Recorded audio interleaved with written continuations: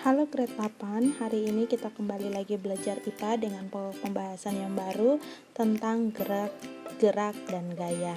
Hari ini kita akan membahas beberapa materi. Yang pertama, pengertian gerak, yang kedua, jarak dan perpindahan, yang ketiga, kelajuan dan kecepatan. Nah, anak-anak, mari kita masuk yang pertama tentang pengertian gerak.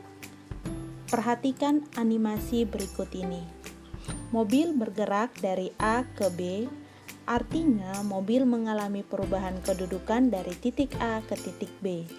Jadi dapat dikatakan mobil ini bergerak. Gerak adalah perubahan kedudukan terhadap titik acuan tertentu. Anak-anak perhatikan mobil berikut ini. Apakah mobil ini terlihat bergerak? Pasti anak-anak menjawab tidak. Tapi bagaimana jika di sekeliling mobil dikasih gambar pohon atau gunung? Maka mobil akan terlihat bergerak. Suatu benda dikatakan bergerak atau tidak ditentukan oleh titik acuannya. Jika titik acuan kita saat ini adalah layar laptop atau HP, maka gambar mobil ini tidak bergerak. Tetapi jika yang jadi acuan kita adalah pohon atau gunung, maka mobil ini kelihatannya bergerak. Jadi, benda dikatakan bergerak atau tidak ditentukan oleh acuan itu. Itu artinya gerak ini dia bersifat relatif. Mari kita lihat contoh soal. Ada 3 buah mobil warna merah, kuning, dan biru. Mobil merah dan kuning mempunyai kelajuan yang sama, yaitu 10 meter per second. Sedangkan mobil biru bergerak dengan kelajuan 30 meter per second. Kira-kira mobil mana yang bergerak terhadap pohon? Mobil mana yang bergerak terhadap mobil merah? Dan apakah mobil merah bergerak terhadap mobil kuning? Oke, Miss Mita akan kasih waktu beberapa detik untuk anak-anak berpikir.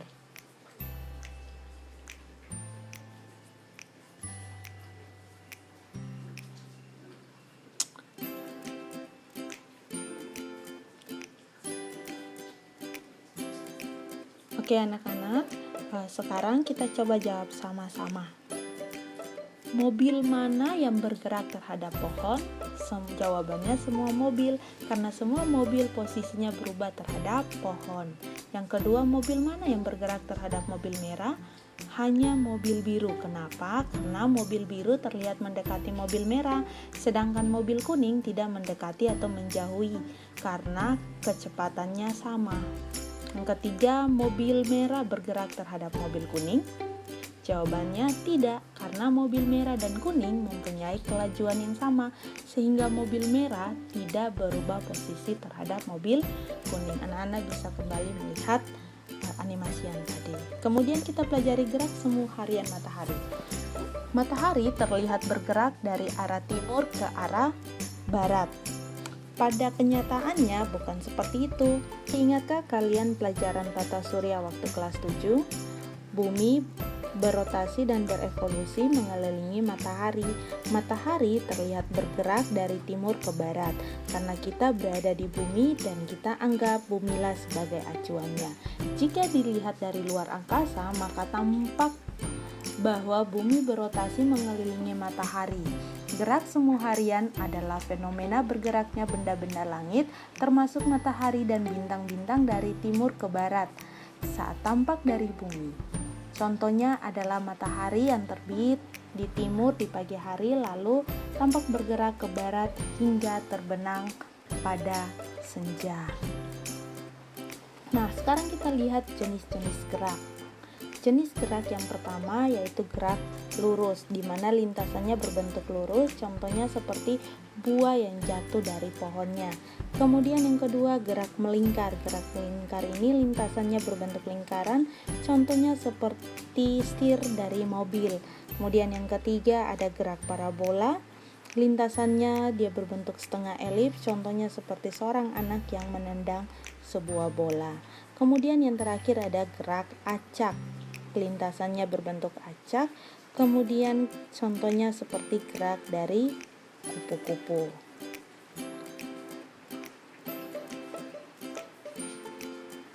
Selanjutnya kita akan masuk dalam jarak dan perpindahan. Misalkan ada pesawat yang melintas dari A ke B, kemudian dia berpindah ke titik C. Maka jarak yang ditempuh pesawat adalah panjang lintasan dari A, B, ke C. Dengan perpindahan adalah lintasan lurus dari A ke C. Jadi dapat disimpulkan jarak adalah panjang semua lintasan yang dilalui oleh benda yang bergerak, sedangkan perpindahan adalah panjang lintasan lurus yang dilalui oleh benda dari titik awal ke titik akhir.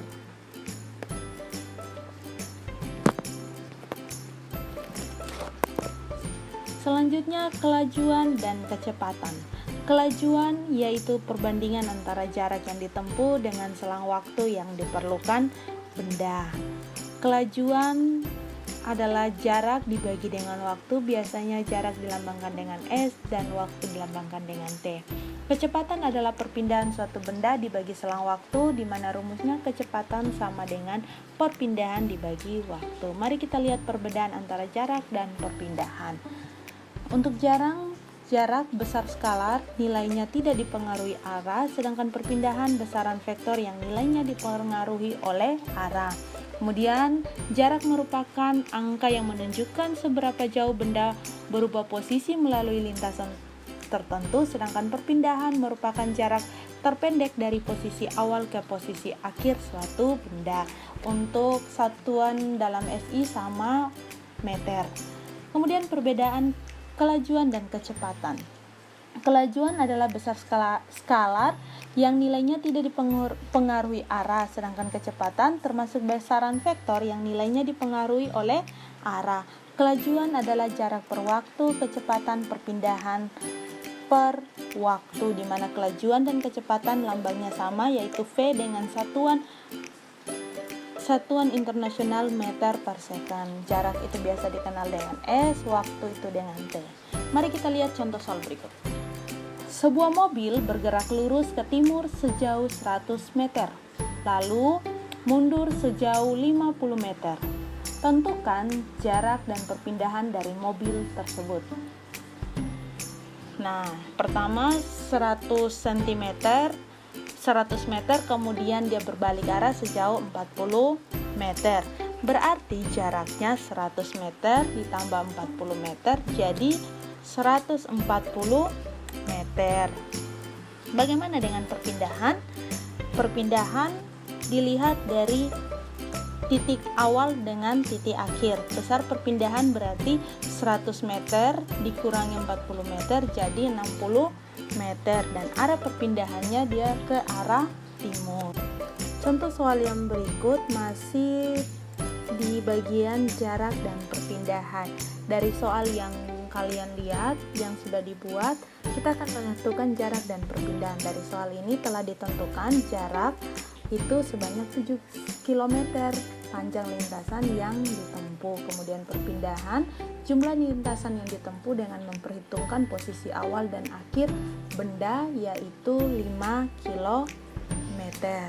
Nah, untuk memperhitungkan awal dan akhir itu tanda kunci dari perpindahan. Oke anak-anak, kira-kira 7 km ini didapat dari mana ya? 7 km ini didapat dari 3 km ditambah dengan 4 km. Jadi jawabannya 7 km panjang lintasan yang ditempuh. Kemudian bagaimana ini jumlah lintasan yang ditempuh dengan memperhitungkan posisi awal dan akhir benda? Oke, ini kuncinya, posisi awal dan akhir itu sebanyak 5 km. Nah, langsung kita tarik dari titik awal ke titik akhir menggunakan dalil Pythagoras. Masih ingat? Berarti akar dari 3 pangkat 2 plus 4 pangkat 2. Berarti 3 pangkat 2 9 tambah 4 pangkat 2 16. Maka hasilnya sama dengan akar dari 25. Kita cabut akar dari 25 sama dengan 5. Maka perpindahannya adalah 5 km. Contoh soal yang berikut. Hitunglah jarak dan perpindahannya. Contoh dari jarak dari rumah ke sekolah sejauh 300 meter. Maka jarak yang ditempuh dari rumah ke sekolah adalah 300 meter. Bagaimana dengan perpindahannya? Kita lihat perpindahan itu dari titik awal ke titik akhir. Berarti titik awalnya di rumah, titik akhirnya di sekolah, berarti sama. Untuk perpindahannya 300 meter. Bagaimana kalau Miss Minta coba ganti soalnya dari rumah ke sekolah, kemudian balik lagi ke rumah. Berarti jaraknya dari rumah ke sekolah 300, kemudian sekolah ke rumah sama 300, maka jaraknya sama dengan 600 meter. Bagaimana dengan perpindahannya? Perpindahan dari rumah ke sekolah, kemudian ke rumah. Kalian lihat awalnya dia dari rumah, akhirnya dia di rumah. Maka perpindahannya dapat dikatakan sama dengan 0 karena tidak melakukan perpindahan. Sampai di sini bisa diterima. Contoh soal yang berikut. Sebuah mobil dari Jakarta ke Bogor berjalan dengan jarak 72 km. Perjalanannya ditempuh dalam waktu 2 jam. Berapakah kelajuannya? Berarti jarak dilambangkan dengan S sama dengan 72 kg dan waktu dilambangkan dengan T sama dengan 2 jam. Ditanyakan adalah kelajuan V sama dengan S per T, di mana S 72 km per T-nya 2 jam. Berarti langsung 72 per 2 sama dengan 36 km per jam. Ini adalah jawabannya, tapi jawaban ini kurang tepat karena kita harus memperhatikan satuan yang telah dipaparkan tadi. Satuannya harus dalam bentuk meter per second. Jadi untuk menjawab soal ini harus merubah terlebih dahulu. Nah, jadi V sama dengan S per T sama dengan 72 km.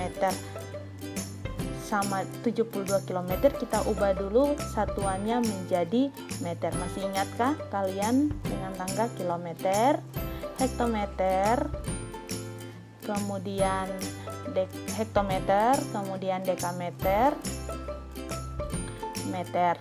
Jadi kita lihat kilometer ke meter 1, 2, 3, berarti dikali 1000 ya. Berarti 72 km kali 1000 jadi 72.000 meter dibagi dengan 2 jam. Masih ingat 1 jam sama dengan berapa menit? Harus diubah ke sekon, jadi kita ubah dulu. Pelajaran grade 7 yang pertama. Jadi 1 jam sama dengan 60 menit. Kemudian 1 menit sama dengan 60 second. Maka 1 jam sama dengan 60 kali 60 sama dengan 3600 detik. Maka kalau 2 jam sama dengan 7200 detik atau second. Jadi tinggal dihitung, dibagi 72.000 dibagi 7.200 sama dengan 10 meter per second. Ini adalah jawaban yang tepat. Jadi 36 km per jam atau 10 meter per second. Tapi untuk yang lebih tepat sesuai dengan satuan SI adalah meter per second. Oke anak-anak, untuk penjelasan paparan sampai di sini. Semoga bermanfaat. Jika ada beberapa hal-hal yang belum anak-anak pahami, anak-anak bisa bertanya di kolom komentar. Nah, sekarang untuk menjadi bahan evaluasi anak-anak sebagai pemahaman materi yang sudah dipaparkan, anak-anak diharapkan untuk mengerjakan tugas pada buku paket evaluasi bab 2 halaman 45 untuk soal pilihan ganda nomor 4, 5, dan 6. Diharapkan anak-anak mengerjakannya menggunakan cara kerja. Oke, sekian hari ini. Terus semangat belajar dan Tuhan Yesus memberkati.